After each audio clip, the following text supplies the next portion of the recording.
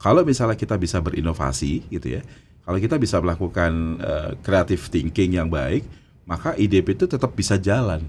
Cuman memang butuh effort semua orang. Apakah sebenarnya IDP ini lebih pas untuk pekerja dengan kontrak PKWTT? IDP ini bisa terjadi jika semua orang menyadari bahwa yang namanya developer itu adalah hak karyawan, tetapi kewajiban dari perusahaan untuk bisa mengembangkan karyawannya.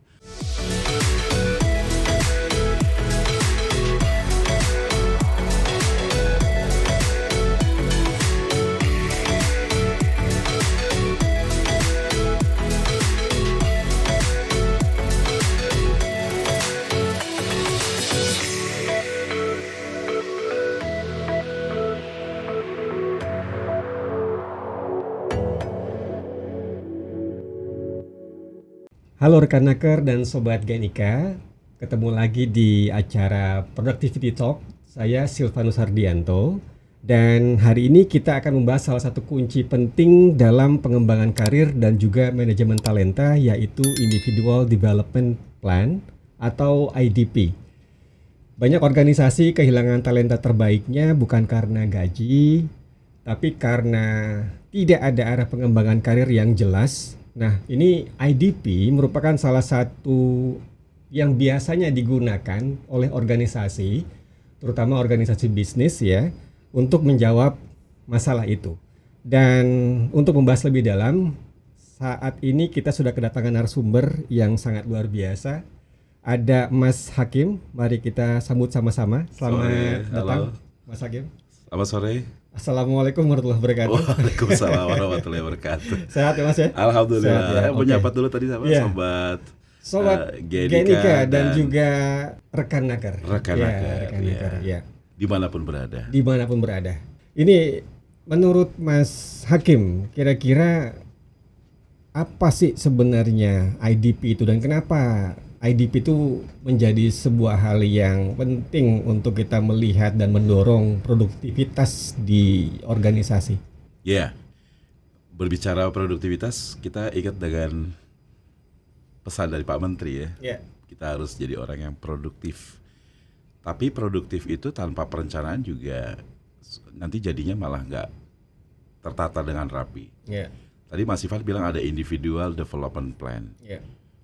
Kita percaya bahwa setiap orang yang kerja profesional, bahkan nggak kerja pun, dia itu punya rencana untuk hidup. Bagi orang yang bekerja, yang punya karir, dia setidaknya punya rencana cita-cita ke depannya mau ngapain. Nah ini biasanya disebut dengan individual development plan. Nah jadi kalau ditanya tentang IDP, itu pasti kita akan ngomongnya 3G. Goal, gap, growth. Goalnya mau apa? Nah saat ini tuh apa sih yang mau diinginkan gitu. Lalu kemudian saat untuk mencapai goalnya tadi, kita tuh sekarang punya gap apa? Apa kelemahan kita sekarang? Nah nanti di growth-nya itulah yang nanti akan menjadi sebuah rencana untuk pengembangan diri kita. Misal, Mas Ivan pengen jadi seorang trainer, fasilitator, atau bahkan pengen jadi apapun sebutin. Itu pasti ada kompetensi yang dibutuhkan kan? Nah ternyata Mas Ivan sadar, aku nggak bisa nih yang di posisi ini, aku kurang. Nah itu adalah gap-nya. Apa yang mau dilakukan? Nah gap itulah yang nanti akan menjadi rencana untuk pengembangan selama kurun waktu tertentu. Kenapa penting? Karena ini menjadi sebuah rencana untuk bekerja penunjang karir seseorang. Jadi kalau orang kerja nggak punya IDP, itu kayak kita mau ngapain ya? Udah kerja aja, cari duit doang. Jam 8 datang, jam 5 pulang. Produktivitasnya di mana gitu? Hanya sekedar kerja capek tapi nggak dapat ilmu.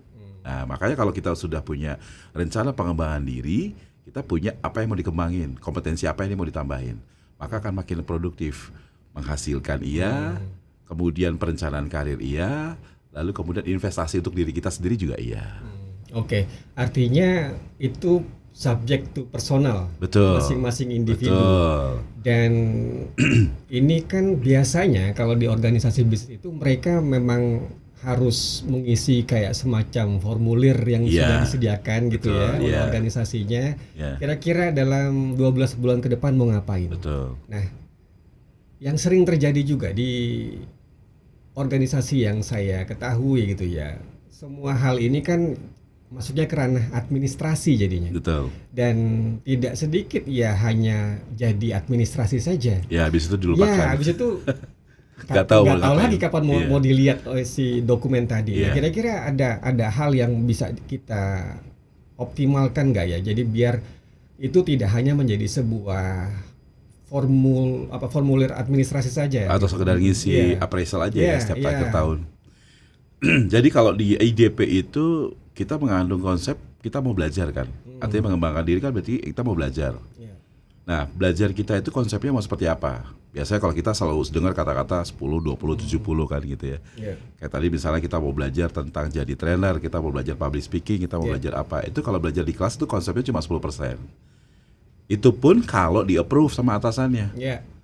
Misalnya Mas Ivan mau belajar ini tuh, terus sama atasannya nggak dikasih, ya nggak akan berjalan itu. Anggarannya belum ada. Anggarannya belum ada. Padahal masih banyak inovasi-inovasi lain kan yang bisa kita lakukan. Nah, teman-teman pada saat sudah punya IDP itu harusnya dikomunikasikan sama atasannya. Pak Bos, Bu Bos, saya punya IDP kayak gini. Kira-kira boleh nggak aku berkembang ini? Nanti tujuannya adalah untuk melakukan hal ini. Kalau di-approve, berarti kita nanti akan kembali lagi ke kelas. Setelah kembali ke kelas, maka kita akan duduk bareng lagi dengan atasan kita. Apa yang bisa kita lakukan untuk mengembangkan yang 10% tadi, jadi 20%. Karena 20%-nya itu nanti harus diaplikasikan di tempat kerja. Nah, nanti begitu dengan atasan sudah berdiskusi, sudah dengan timnya sudah diaplikasikan, maka nanti harus dikerjakan dalam sebuah apa yang terjadi di kehidupan sehari-harinya dalam pekerjaan, project lah misalnya. Jadi nggak hanya sekedar pengen berkembang, tapi juga kita harus memperhatikan mana kompetensi yang cocok. Itu tadi. Nah, maka dari itu harus diaplikasikan, dikerjakan, dan dilaksanakan dalam sebuah project. Nanti akan direview kembali tuh 1 tahun lagi. Berhasil nggak ya? Nah, kan ada monitoring dan evaluasi ya. Nah, berhasil nggak nih projectnya? Berhasil nggak nih program pelatihannya? Kalau berhasil, nextnya apa lagi? Jadi selama kita bekerja itu selalu dituntut untuk berkembang. Kalau misalnya karyawannya berkembang, insya Allah bisnisnya juga berkembang. Kalau bisnisnya berkembang, kira-kira manajemen berkembang nggak? Happy gitu. Semoga demikian ya. Semoga berbanding lurus juga dengan itu ya. Maksudnya begitu. Ini kan rekan Naker juga mungkin dan juga sobat GNIK penasaran ini, karena tadi kan disampaikan komunikasi menjadi sebuah kunci ya. Biar IDP ini lebih bertaji gitu kira-kira. Nah, sebaiknya IDP ini dilakukan sejak hari pertama masuk dia bekerja atau bagaimana ini, Mas Hakim? Kalau buat yang newcomer ya, buat karyawan baru, dia seharusnya sudah punya tuh yang namanya biasanya program onboarding tuh selalu ditanya what are you going to do in the next 3 months or 90 days misalnya gitu kan. Nah, ini mau ngapain lo gitu. Nah, nanti disitulah semacam ada program 3 bulanan pengembangan dirinya mau ngapain. Nah, nanti kalau sudah berjalan 3 bulan nanti akan direview lagi. Nah, ini biasanya nanti akan menentukan the next step-nya apa, dia akan tetap bekerja dengan kita atau tidak lulus probation misalnya gitu kan. Nah, kalau misalnya untuk yang sudah kerja bertahun-tahun, ini menjadi sebuah keharusan yang kita lakukan. Bahkan orang yang mau pensiun pun dia juga punya IDP. 3 tahun sebelum dia pensiun, IDP-nya mau ngapain? Mas Ivan mau pensiun 3 tahun sebelum ngapain? Mau jadi pengusaha, mau jadi broker, mau jadi apa lagi Mas? Misalnya bapak kos, atau mau jadi apa gitu. Nah, itu 3 tahun sebelumnya udah dilakukan. Jadi IDP itu tidak hanya berlaku buat orang yang sudah kerja, bahkan yang orang yang mau pensiun pun atau orang yang mau masuk kerja pun itu berjalan. Dan itu tidak hanya orang kerja loh, mahasiswa juga perlu. Anak-anak fresh graduate itu juga mereka IDP. Punya IDP maksudnya. Punya IDP ya. Punya IDP. Baiknya memang sudah mulai membiasakan diri, punya perencanaan bagaimana dia akan ke depan gitu ya. Nah, IDP ini sebenarnya kalau tadi saya perhatikan apa yang disampaikan oleh Mas Hakim, ini lebih banyak kaitannya dengan pengembangan kompetensinya saja atau memang ada hal lain yang bisa kita kembangkan, dan kemudian apakah ini linear dengan tujuan karir si individu itu? Ya, kalau zaman sekarang itu yang dicari oleh perusahaan-perusahaan adalah orang-orang yang kompeten, betul ya? Sesuai dengan semangatnya GNIK kan. Jangan lupa itu. Semangatnya GNIK adalah bagaimana menciptakan orang Indonesia semuanya kompeten. Kompeten ya. Jangan sampai lupa. Ya. Kompeten. Untuk menciptakan kompeten itu tidak hanya skill aja sebenarnya. Ada attitude-nya, ada knowledge-nya, itu juga menjadi sebuah kompeten. Kompeten dalam skill udah pasti kelihatan. Bagaimana dengan kompeten menjadi perihal attitude. Misalnya kita menghargai yang namanya atasan, kita menghargai namanya senior. Yang senior pun menghargai anak-anak yang baru masuk, fresh graduate. Nah itu kan bagian daripada kompetensi bagaimana interpersonal skill. Nah, jadi kompeten itu sebenarnya tidak hanya untuk yang hard skill, tapi juga untuk yang soft skill. Skill, knowledge, attitude, selalu begitu. Nah kalau dulu mungkin yang dibutuhkan adalah orang yang bisa kerja pokoknya. Nah kalau sekarang beda kadang-kadang. Orang yang bisa bekerja tapi bisa bekerja sama. Tidak hanya bekerja tapi bisa bekerja sama. Lalu berubah lagi tuh, orang yang bisa bekerja sama tapi juga bisa respect each other. Tambah lagi, orang bisa bekerja sama, respect each other tapi gak silo. Nah, itu berkembang lagi kan. Nah, jadi setiap perubahan zaman itu pasti ada perubahan kompetensi yang dibutuhkan oleh perusahaan. Oke. Kalau seandainya berada di dalam sebuah organisasi, katakanlah organisasi perusahaan rintisan gitu atau startup gitu ya. Yang mereka masih tahapan awal. Kira-kira apakah IDP ini juga punya peran yang penting bagi karyawan-karyawannya mereka? Sementara mungkin mereka sedang sibuk bagaimana caranya untuk bisa dikenal lebih luas, lalu kemudian bagaimana masih berjuang dengan mendapatkan revenue, juga bagaimana menjawab respon-respon atau permintaan dari para investor gitu. Itu gimana, Mas? Saya kalau dengar kata startup itu memang selalu identik dengan hal-hal yang sifatnya selalu berubah ya. Orangnya harus agile, lalu kemudian harus menerima perubahan dengan cepat gitu. Lalu kita melihat perubahan mereka sejauh mana nih perusahaan ini bisa survive. Biasanya bagi orang-orang yang masuk ke perusahaan yang baru jadi gitu startup, entah 1 tahun, entah 2 tahun, biasanya mereka struggle-nya adalah bagaimana mereka survive. Tapi mereka lupa bahwa sebenarnya apa yang mereka lakukan juga mereka perlu ilmu baru. Kan kebanyakan startup biasanya cari yang orang-orang yang sudah jadi, orang-orang yang sudah matang gitu. Nah nanti biasanya mereka kalau sudah bisa stabil di 3 tahun ke atas, barulah mereka menentukan, ayo abis ini mau kemana, abis ini mau jadi apa, ayo abis ini perlu apa. Nah itu biasanya tuh HRD-nya udah mulai tuh berpikir seperti itu. Jadi yang mereka lakukan adalah supaya perusahaan ini tetap berjalan, supaya perusahaan ini bertahan, ya karyawannya paling hanya diperhatikan dari sisi IDP-nya adalah mental health dan well-being-nya mereka. Gitu. Setelah itu baru kita ngomongin tentang growth-nya mau jadi apa nih. Nah, kan IDP ini harus ada rentang waktu ya untuk kemudian mereka bisa melakukan sesuatu terencana dan ada monefnya juga, ada monitoring, ada evaluasi. Gitu. Nah, apakah sebenarnya IDP ini lebih pas untuk pekerja dengan kontrak PKWTT atau orang awam biasanya itu permanen gitu ya? Ketimbang yang PKWTT yang sementara itu gimana Mas kira-kira? Kalau menurut saya sih semuanya perlu ya, baik dia permanen maupun dia kontrak sih. Menurut saya sih IDP harus tetap punya ya. Contoh misalnya buat yang permanen, kadang-kadang kalau mereka permanen itu daya juang mereka untuk berkembang memang kadang-kadang kecil. Gue udah permanen kok. Ya udah santai aja. Santai aja mau ngapain lah. Tapi nanti lama-lama mereka akan jadi deadwood person. Tahu ya deadwood person ya. Kalau di dalam 9box itu kan pasti ada paling kiri itu adalah deadwood person. Mereka kadang-kadang diciptakan untuk menjadi seorang yang the next successor. Manajemen kan maunya gitu. Orang-orang lama ini harus diciptakan jadi orang-orang yang the next successor. Entah mereka jadi high potential employee, entah mereka jadi diamond-nya atau mereka jadi star-nya. Yang terpenting adalah mereka sudah siap kalau misalnya mereka masuk succession program. Itu kalau yang permanen. Nah kalau untuk yang kontrak, apalagi kontrak, yang kita tidak tahu masa depan kita di perusahaan itu mau gimana. Mau nggak mau tetap harus ada berkembang. Makanya sekarang selalu ada yang namanya upskilling dan reskilling kan Mas. Belajar sesuatu yang baru, belajar sesuatu yang kita tidak pernah belajar sebelumnya. Jadi menjawab pertanyaannya adalah mau PKWT, mau PKWTT, tetaplah jadi orang yang mau berkembang. Baiknya tetap ada rencana gitu ya, tetap ada program terencana. Jangan menerima yang udahlah gitu. Oke. Ini buat rekan Naker dan juga Sobat GNIK, kalau seandainya Anda punya hal yang ingin disampaikan silakan tulis di kolom komentar ya. Tulis aja, nanti bisa direspon oleh teman-teman dari GNIK juga. Nah, kita lanjutkan kembali nih Mas Hakim. Kalau seandainya tadi kan harapannya ini si IDP ini punya ada relevansinya dengan karir yang bersangkutan di perusahaan itu. Sementara organisasi bisnis ini kan terbatas posisi-posisinya. Nah, artinya kan apakah dari pelaku ya yang punya IDP ini juga harus disampaikan tentang ekspektasinya bahwa yang Anda lakukan ini memang secara terencana, tapi pada akhirnya nanti tetap harus kita lihat kondisi dan situasi yang terjadi di lapangan gitu. Itu gimana Mas kalau kayak begitu? Itu biasa terjadi kalau di dalam proses appraisal biasanya. Karyawan tuh selalu bertanya, Pak setiap tahun tuh saya ngisi IDP loh, tapi nggak ada yang kejadian.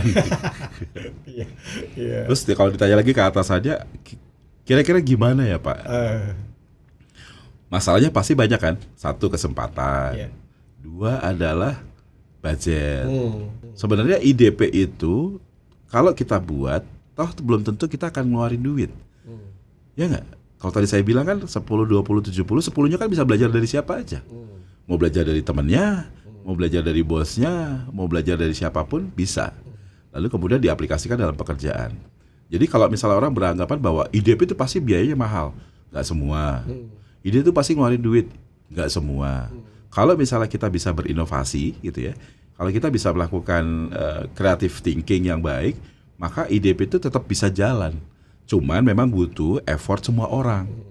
Dari mulai CEO atau presiden sampai ke bawahnya tuh mereka mau mensupport IDP setiap orang. Itu loh kata kuncinya Mas. Support setiap orang. Kadang-kadang ada yang beranggapan gini, gue juga waktunya juga susah, gimana gue mau mentorin lo gitu kan. Gimana gue mau ngasih pelatihan buat lo, gue juga sibuk. Nah kadang-kadang gitu. Bukan kadang-kadang ya. Kebanyakan ya. Kebanyakan begitu. Atau ada yang bertanya begini, what is it good for me gitu? What's in it for me? Gitu. Iya, buat gua apa untungnya? Nah, yang kayak gitu-gitu kan masih pelit ilmu ya kalau menurut saya. Oke. Mungkin juga rekan-rekan dari Naker dan juga Sobat Genika ada yang bertanya-tanya nih. Perlu nggak dalam IDP itu ada iming-iming? Karena kan kaitan dengan what's in it for me, kenapa saya harus lakukan ini gitu. Dan kalau nggak ada apa-apanya ngapain juga saya bikin nambah-nambahin kerjaan aja gitu ya. Perlu nggak ada iming-iming? Dan kalau ada iming-iming kan berarti ada konsekuensi lain tuh. Apapun bentuknya, entah material atau non material gitu, atau bahkan sebuah janji atas peningkatan karir gitu. Nah, gimana Mas kira-kira tentang itu? Sebenarnya iming-imingnya bukan iming-iming yang selalu image dengan monetary ya. Misalnya seorang atasan mau melakukan mentoring untuk mensupport IDP-nya bawahannya gitu. Komunikasinya makin terjalin bagus. Lalu buat atasannya juga dia akan menciptakan the next leader. Jadi kalau dibilang iming-iming, ya iming-imingnya adalah sesuatu yang berkaitan dengan produktivitas si atasan itu tadi. Semakin banyak perjalanannya untuk si atasan, nanti atasannya lagi juga akan menjadikan. Jadi seusaha itu atau bisnis itu akan dinamis bergerak terus. Jadi nggak hanya stuck di satu orang, manajernya atau atasannya, leadernya nggak mau mensupport, nggak mau jadi mentor. Ya karena merasa bahwa gua nggak dapat apa-apa. Gitu. Tapi jangan pernah beranggapan bahwa kalau misalnya kita pengen mensupport IDP seseorang terus berharap bahwa kita dapat sesuatu juga. Kalau saya sih nggak mau. Itu murni adalah bagian daripada kita mengembangkan diri seseorang dan kita mengembangkan diri kita. Jadi HRD kalau bikin program jangan pernah memberikan iming-iming apapun. Kepada si IDP sendiri ya, kepada peserta IDP sendiri pun jangan pernah ngasih iming-iming. Kamu kalau ngisi IDP nanti pasti di-approve ya. Jangan juga. Kamu nanti kalau ngisi IDP lalu kemudian di-approve, nanti kamu pasti akan dipromosi. Nah, itu kan berarti janji-janji. Kalau kejadian alhamdulillah, kalau enggak ditagih di akhirat. Jadi gitu ya, Sobat Naker dan juga Sobat Genika ya. Nah, ini sayang sekali waktu kita sangat terbatas ini Mas Hakim dan betul. Saya yakin kurang panjang ya. Iya, sayang sekali dan saya yakin juga rekan Naker Sobat Genika ingin bertanya lebih atau mungkin juga ada hal-hal yang bisa ingin disampaikan, nanti bisa langsung kontak-kontak ke websitenya Genika atau juga di Instagramnya Genika dan juga di Instagramnya dari Kemnaker mungkin ya. Dan yang menjadi highlightnya adalah silakan juga nanti Mas Hakim bisa menjadi penutup untuk sesi kita hari ini. Kira-kira bagaimana IDP itu bisa menjadi sebuah hal yang memang baik untuk dilakukan di organisasi apapun gitu ya, termasuk juga kepada individu yang bersangkutan. Yang saya mau sampaikan adalah bahwa IDP itu bagian daripada penunjang karir seseorang. Tapi IDP itu tidak akan bisa berjalan kalau tidak disupport oleh lingkungan kantor. Support sistemnya harus jalan juga, atasannya, manajemennya, programnya, lalu kemudian monitoring dan evaluasinya. IDP ini bisa terjadi jika semua orang menyadari bahwa yang namanya developer itu adalah haknya karyawan, tetapi kewajiban dari perusahaan untuk bisa mengembangkan karyawannya. Jika karyawannya berkembang, insya Allah bisnisnya berkembang. Kalau bisnisnya berkembang, artinya ekonomi Indonesia berkembang. Maka dari itu, IDP ini adalah sebagai salah satu tools atau sarana bagi seseorang untuk bisa mengembangkan bangsa ini. Kalau setiap warga Indonesia punya IDP, tapi IDP-nya yang baik ya, bukan IDP yang gimana caranya gue bisa kaya, itu susah tuh. Tapi kalau IDP-nya adalah bagaimana saya bisa jadi manusia yang bermanfaat, saya jadi manusia yang produktif di perusahaan, nah insya Allah perusahaannya juga akan berkembang. Itu sih Mas. Baik, terima kasih banyak Mas Hakim atas insight-nya yang luar biasa hari ini, dan semoga obrolan kami bisa menjadi pembuka dan juga menjadi inspirasi bagi rekan-rekan Naker dan juga Sobat Gainika untuk jangan ragu-ragu menerapkan IDP di organisasinya masing-masing kalau mereka belum ada.